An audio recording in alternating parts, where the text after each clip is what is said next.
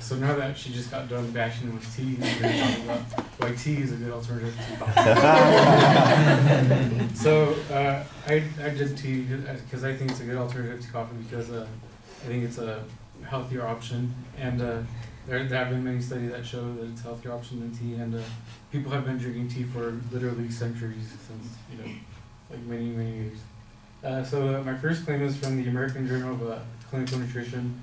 It says that drinking green tea daily can help burn at least 80 calories a day, and which really relates to, I think it was about like 8 pounds a year just from drinking a daily cup of tea.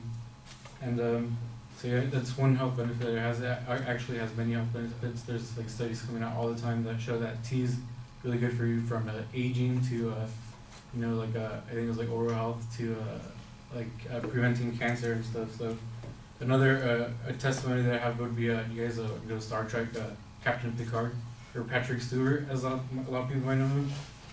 If you ever watch the show, he always has this Earl Grey cup of tea, but in reality he also drinks tea. And this show is from like 20 years ago, but he's 74 now. But if you guys ever see him, he pretty much looks the same as he did 20 years ago. And it's because he always drinks his tea. And let's see, my third thing is tea is the second most drinked liquid on Earth, and yeah, that's kind of what I have. Yeah, so.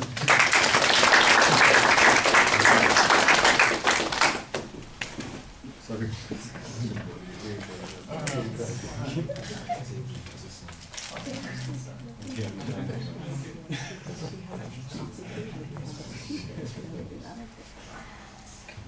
You would think we planned it that way. Yeah, it's like perfect. It's nice. There you go. So that worked out pretty well, and I thought that you did a nice job taking advantage of that to get our attention and get into the speech. I think that your material's a little random and it needs to be more strongly focused. I like this statistic that you had early on. You called it a statistic. I'm not quite sure that it fits there, but about the 80 calories a day that you would lose drinking a cup of tea on a regular basis. I thought, okay, well, we'll put it in that category, and you had a source citation on that. Captain Picard is probably more an example rather than a piece of testimony, unless you were quoting him directly.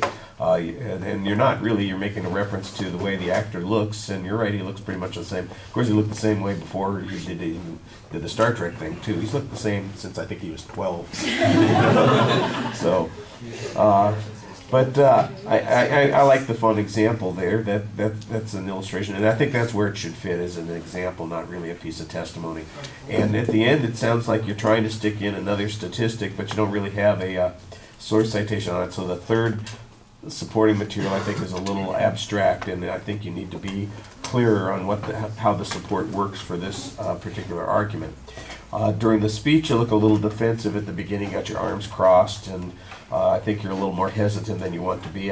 Toward the end, I thought that you were a little more confident, until right at the end when it sounded like you were bailing out on the speech instead of being more forceful. All right, thank you.